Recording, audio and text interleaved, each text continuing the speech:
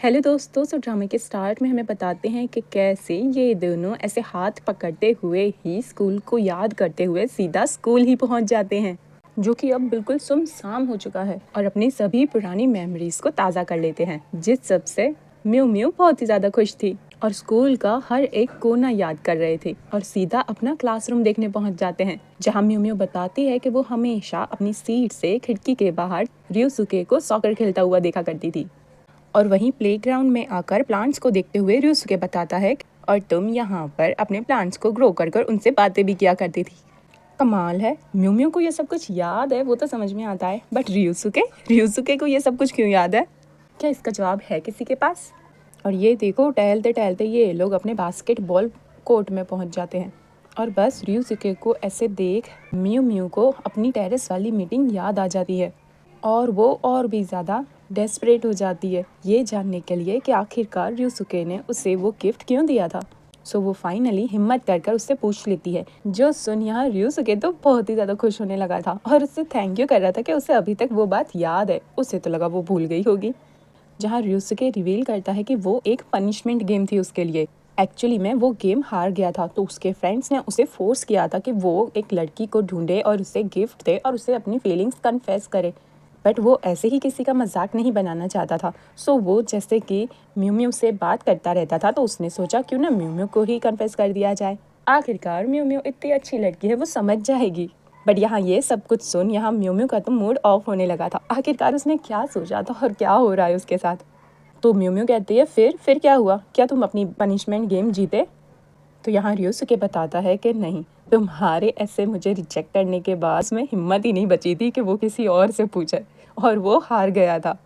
तो यहाँ mu mu फटाक से कहती है, रिजेक्ट? मैंने तो तुम्हें कभी रिजेक्ट किया ही नहीं, वो तो मैं बस थोड़ा सा नर्वस हो गई थी और बहुत ज़्यादा एक्साइटेड। और तभी यहाँ उन्हें वॉचमैन के आने की भनक पड़ जाती है, जो देखिए दोनों ही दौड़ते हुए फिर से हाथ पकड़कर दीवार के पीछे छुप जाते हैं, जहाँ ryusuke को तो बिल्कुल भी ध्यान नहीं था कि उसने उसका हाथ इतना टाइटली पकड़ के रखा है। बट म्यू म्यू है कि बस ब्लश करे जा रही थी और इस मोमेंट को ना पूरा एंजॉय कर रही थी।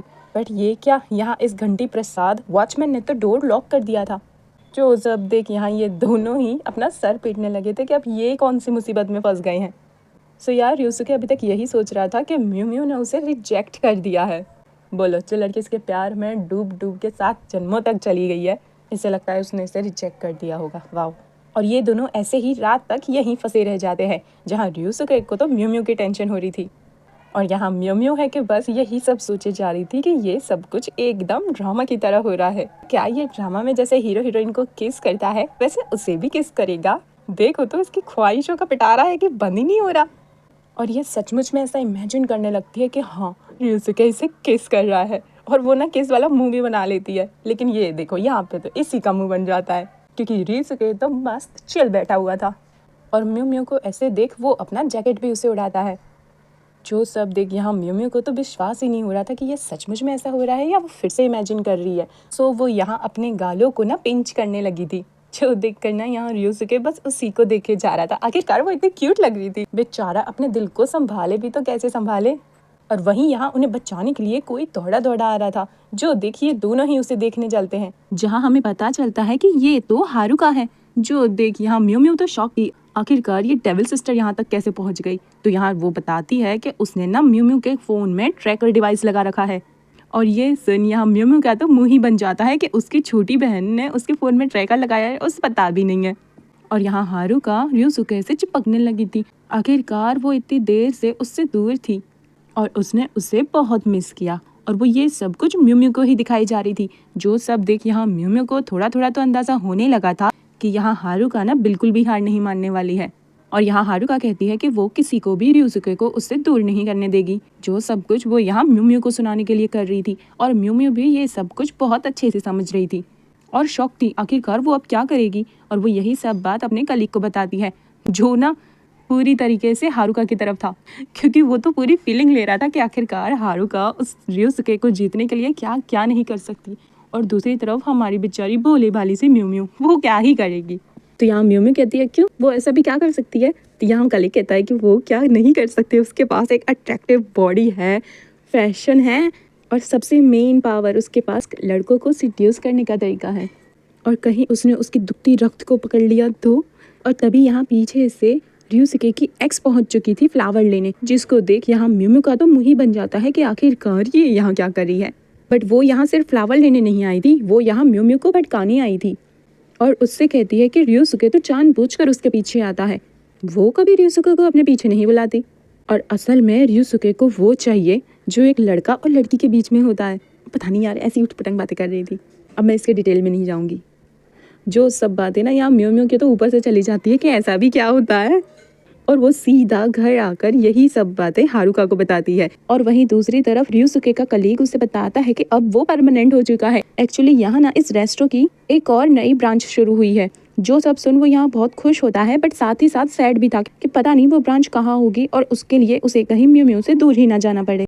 जहाँ हारुका तो शॉक थी और वो कह रही थी कि मुझे तो पहले से उस डायन पर शक हो रहा था कि वो जरूर पैचअप करना चाहती है।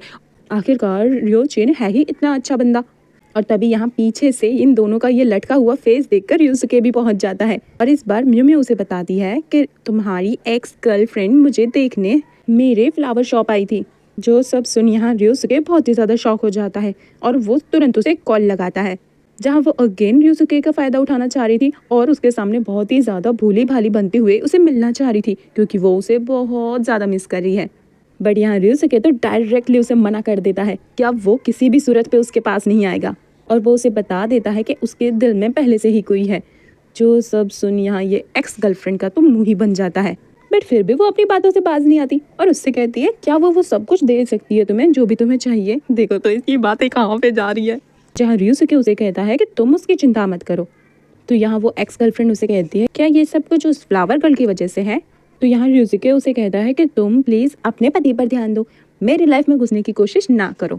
जो सब कुछ ये दोनों बहनें देख रही थी और दोनों ही यहाँ रियोसुके से एकदम इम्प्रेस हो चुकी थी। जहाँ म्यूम्यू उससे पूछना चाह रही थी कि दोनों के बीच में क्या ही बातें हुए हैं, बट बेचारी म्यूम्यू पूछ ही नहीं पाती। और यहाँ अगेन रियोसुके बस म्यूम्यू को ही देखे जा रहा था। जो सब कुछ ना यहाँ डेविल सिस्टर भी नोटिस कर रही थी और उसे ना यहाँ अपना प्लान फ्लॉप होता हुआ दिखाया जा रहा था। और रियोसुके को ऐसे देखना म्यूम्यू ना इधर उधर देखने लगी थी और खास कर डेविल सिस्टर से अपना फेस छुपाने लगी थी। जहाँ अब रूम में आकर भी म्यूम्यू बस उस कैक्टस को देखकर शर्माए जा रही थी, जैसे कि वो कैक्टस ना हो रियोसुके ही हो, और बस खुश हो जा रही थी। जहाँ अब तक पीछे से रियोसुके भी आ गया था, जिसको सुन यहाँ म्यूम्यू तो लेफ्ट राइट भागने लगी थी कि आखिरकार वो क्या करे। और सबसे पहले उस कैक्टस को छुपाती है, जिसको ऐसा करते हुए थोड़ा बहुत तो रियोसुके देख चुका था। सो वो उससे कह रहा था कि क्या तुम मुझसे कुछ छुपा रही हो। तो यहाँ म्यूम्यू उसे फटाक से मना कर देती कि नहीं नहीं, मैं क्या तुमसे छुपाऊंगी। जहाँ रियोसुके उसे बताता है कि अब उसकी जॉब टेम्पररी नहीं बल्कि परमानेंट हो गई है। आखिरकार शेफ को उसका काम पसंद आ रहा है और बस ये कहकर वो चला जाता है, जिसको पीछे से ये डेविल हारुका भी देख रही थी और उसे इन दोनों की नज़दीकियाँ बिल्कुल भी पसंद नहीं आ रही थी। और वहीं अंदर म्यूम्यू ये सब सोचे जा रही थी कि आखिरकार उसने ये बात सबसे पहले उसे ही क्यों बताई, क्या वो स्पेशल है उसके लिए। और बस वो यहाँ पर ये सोच सोच के ना फूले नहीं समा रही थी और बस कूद कूद कर खुश हो रही थी। जहाँ अब नेक्स्ट डे ये तीनों यहाँ ब्रेकफास्ट कर रहे थे और यहाँ ये डेविल सिस्टर हारुका कूद कूद के रियोसुके के पास जाने की कोशिश कर रही थी और बहुत ही ज़्यादा क्यूट एक्ट कर रही थी, जैसे कि उसे तो कुछ पता ही नहीं कि इन दोनों के बीच में क्या चल रहा है। बट यहाँ रियोसुके तो सिर्फ और सिर्फ म्यूम्यू को ही देखे जा रहा था और सिर्फ उसी से बातें कर रहा था, उसी की बातों का जवाब दे रहा था। उसका पूरा ध्यान म्यूम्यू पर ही था। जो सब कुछ यहाँ डेविल सिस्टर को बिल्कुल भी अच्छा नहीं लगता। आखिरकार वो अपनी ही सिस्टर से कैसे हार सकती है। जहाँ म्यूम्यू उसे कॉन्ग्रेट्स करती है और अब तो वो अपने वर्क प्लेस पर भी बहुत अच्छे से काम करने लगी थी, जिसकी स्किल्स को देख यहाँ मैनेजर उससे बहुत ही ज़्यादा खुश थी और उससे पूछ रही थी कि बताओ तुम्हारी ज़िंदगी में आखिरकार चल क्या रहा है, और अगर वो किसी को पसंद करती है तो उसे अपने हाथों से बिल्कुल ना जाने दे। तभी यहाँ मैनेजर उसे बताती है कि वो जो गोल्डन चांस था जो कि उसके हाथ से निकल कर किसी और एम्प्लॉय को मिल गया था, अब वो एम्प्लॉय किसी परेशानी की वजह से उधर नहीं जा सकता है। सो अगर म्यूम्यू चाहे तो वो इस गोल्डन चांस को फिर से अचीव कर सकती है और अपना इंग्लैंड जाने का सपना और स्टडी पूरा कर सकती है। जो सब सुनी यहाँ म्यूम्यू बहुत ही ज़्यादा शॉक थी। आखिरकार उसे ये खुशी चाहिए थी, बट अब वो रियोसुके से दूर नहीं हो सकती। जिसके बाद उसका वही कलीग उससे कह रहा था कि तो अब तुम क्या करोगी, किसे चूज करोगी, अपने लव को या फिर अपने करियर को।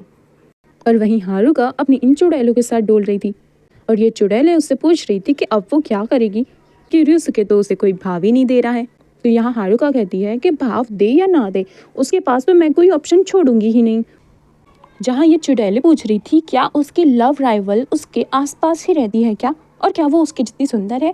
मतलब यहाँ हारुका उन्होंने नहीं बताया था कि वो यहाँ उसके लव राइवल मतलब अपनी सिस्टर की ही बात कर रही है, और वो कुछ भी करेगी बट रियोसुके को उसके पास नहीं जाने दे सकती, चाहे वो किसी और के पास चला जाए बट नहीं, उसके पास नहीं। बहन तो ये अब किस रास्ते जाने लगी है। और यहाँ रियोसुके की जॉब परमानेंट होने की वजह से ये तीनों पार्टी कर रही थी, और यहाँ इस पूरी पार्टी का आइडिया ना हारुका का था। ये ना मुझे सोचने पे मजबूर कर रहा है कि ये इतनी अच्छी तो नहीं थी, आखिरकार इस पार्टी के पीछे इसका मकसद क्या है। और यहाँ हारुका म्यू म्यू और रियोसुके के सामने बहुत ही ज़्यादा क्यूट बन रही थी और सभी काम खुद से कर रही थी। जो सब देख यहाँ म्यू म्यू को तो बढ़ावा वाला झटका लगा था कि आखिरकार ये अब और क्या प्लानिंग कर रही है। और यहाँ अगेन रियोसुके और म्यू म्यू आपस में ही बातें करने लगे थे, जहाँ म्यू म्यू उसे और उसके वर्क को अप्रिशिएट कर रही थी कि आखिरकार वो कितना हार्ड वर्क करता है, उसको तो परमानेंट होना ही था। और वहीं रियोसुके उसे कहता है कि उसे तो हमेशा सब में अच्छा ही दिखता है, इसीलिए वो उसकी ऐसे ही तारीफ ना करे। जहाँ म्यू कहती है नहीं नहीं ऐसी तो कोई बात नहीं है। और बस इन दोनों का ये लवी डवी देखकर हारुका की बच्ची तो जल भुन जाती है, और वो यहाँ अपना असली डेविल रूप दिखाते हुए कहती है कि कर लो जितनी भी मीठी मीठी बातें करनी है कर लो एक दूसरे से, क्योंकि कल तो तुम दोनों एक दूसरे से बिल्कुल अलग हो जाओगे। यार ये ऐसा भी क्या करने वाली है। जहाँ हम देखते हैं कि पार्टी तो तीनों ने की थी, लेकिन यहाँ पर टोन सिर्फ और सिर्फ रियोसुके और म्यू ही हुए थे, जिसके बाद ये सीन यहीं कट हो जाता है और हमें नेक्स्ट डे दिखाते हैं कि कैसे म्यू म्यू का सर भारी हो रखा है और वो यहाँ पर अपनी बेहोशी की हालत में ही लेफ्ट राइट जाते हुए इन दोनों को ढूंढ रही थी कि आखिरकार ये दोनों कहाँ हैं। और वहीं वो एक रूम में पहुंच जाती है जहाँ उसे हारुका दिखती है, जो कि सीधा रियोसुके के साथ बिना कपड़ों के बेड पर थी, जिसको देख यहाँ म्यू म्यू का तो सारा नशा उतर जाता है और वो शॉक थी। जहाँ अब तक डेविल सिस्टर ने भी उसे देख लिया था और रियोसुके भी उठ गया था और उसका भी सर यहाँ बहुत ही ज़्यादा भारी होने लगा था, और इसके साथ साथ उसे कल का बिल्कुल भी कुछ भी याद नहीं था। पर यहाँ हमारी बेचारी म्यू म्यू का तो दिल ही टूट गया था और वो यहाँ उससे पूछ रही थी कि ये सब कुछ क्या है।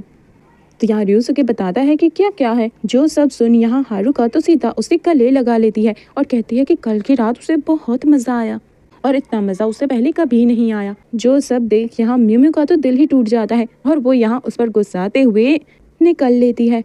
और ये देखो ये रियोसुके के बच्चों को ना अभी तक कुछ पता ही नहीं चल रहा है कि आखिरकार हुआ क्या है। और यहाँ देखो ये हारुका डेविल की डेविल स्माइल, जिसके बाद यहाँ रूम में आकर म्यू म्यू बहुत ही ज़्यादा इमोशनल हो गई थी।